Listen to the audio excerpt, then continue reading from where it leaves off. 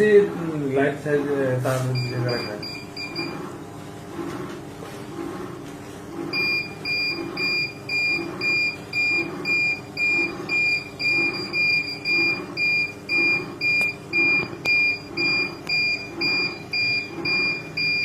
एक तो बंदा किसी से बात कर रहा है।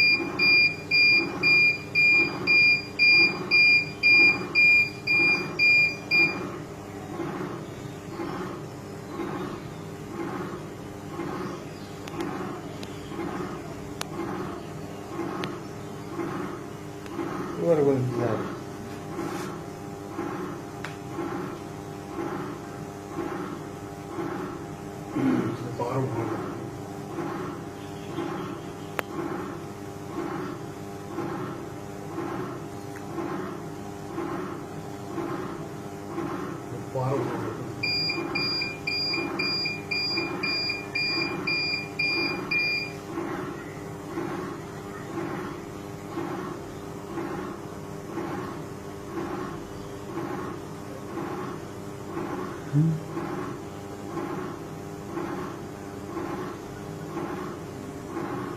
दिमाग सा भी आया था।